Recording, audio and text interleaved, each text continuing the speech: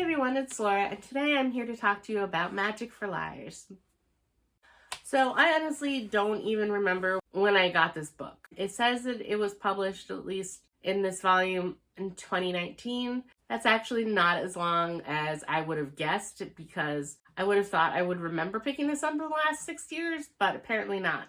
But after having gone through all my physical books last fall and seeing what I have actually on my TBR, there's quite a few books that I have no memory of actually picking up, or where they came from, if they were gifts from someone or I bought them myself or what. But I was reminded of this one when, I don't know how recently, but I've seen it on Kayla from Books and Lala on her TBR shelves in more recent videos after she redid those shelves, and I noticed it on her shelf and that reminded me of it. And it was available for an immediate listen on Libby, and it wasn't that long of an audiobook. I want to say it was something like 9 hours or so. So really not that bad. I figured I'd give it a shot, and it was my last book for the month of May, and I thought it was okay. So this book, you follow Ivy, and she is a PI, and she is at the very beginning of the book kind of working on another case with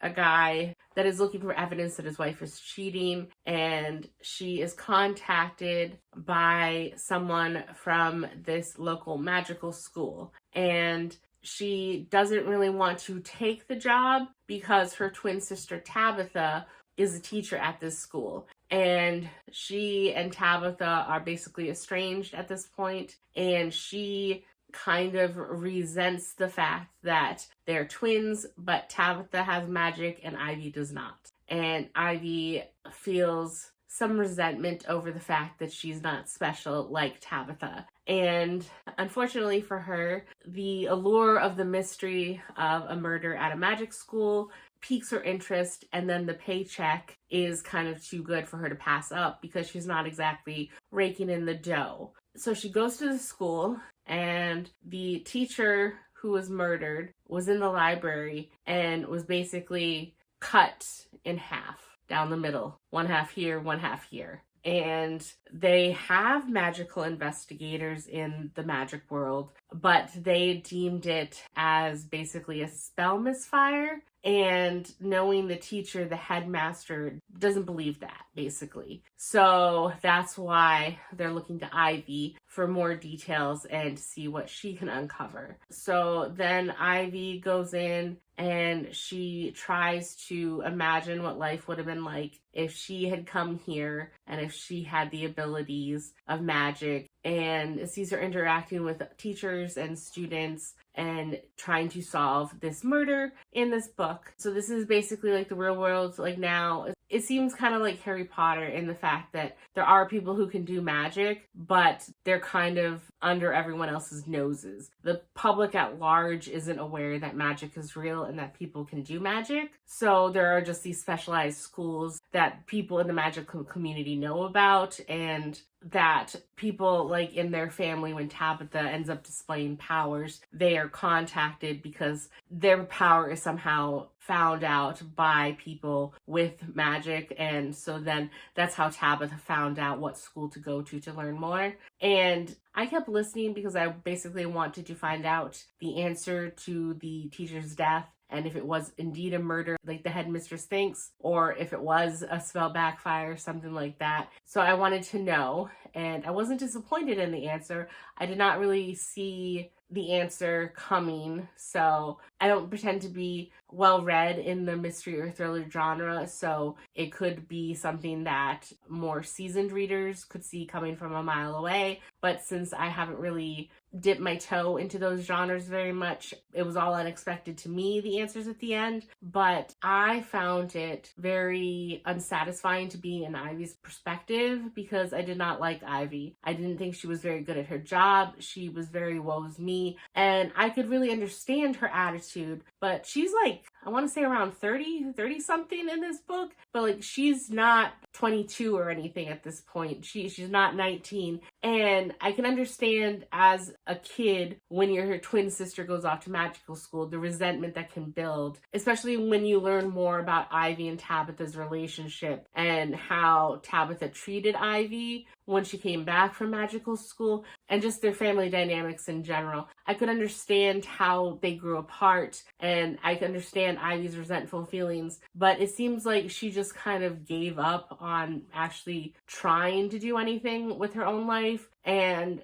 she is in this job and then she kind of sucks at it. And I don't know if I'm just ignorant because I think I know better ways to do things, but when she's interviewing some of the students, the way she goes about things, it doesn't always make sense. Or when I think she should push, I mean, it all eventually works out for her because she finds the answers, but when I think she should push a student, she doesn't, or then she follows a line of questioning that doesn't make sense to me. She lets the students lead more answers. I don't know. And then she drinks far too much in this book.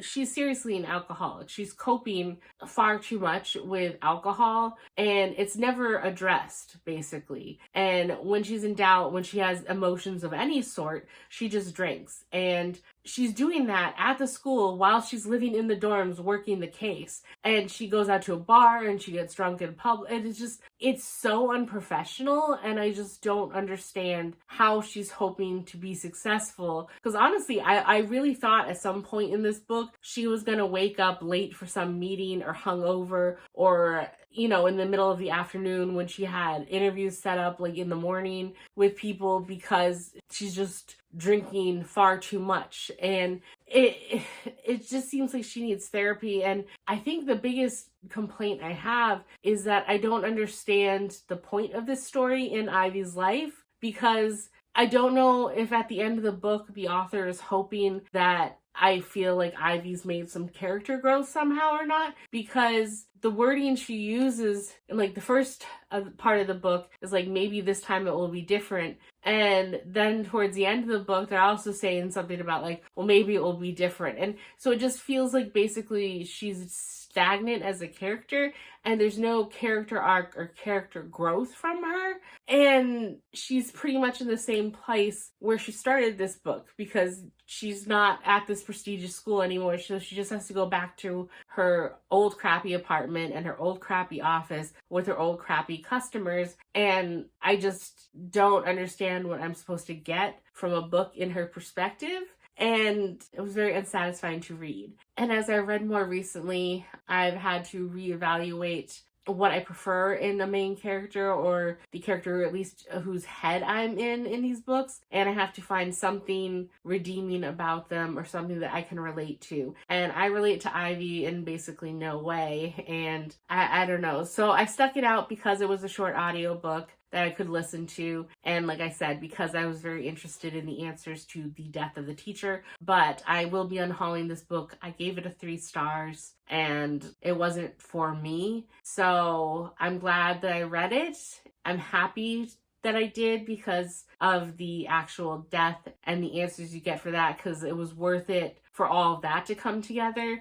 But I am also very happy that I will be making room on my shelves by unhauling this, because this is definitely not my type of book. So 3 stars, and I think that's all I have to say about it. That's it for this video, and I will see you in the next one. Bye.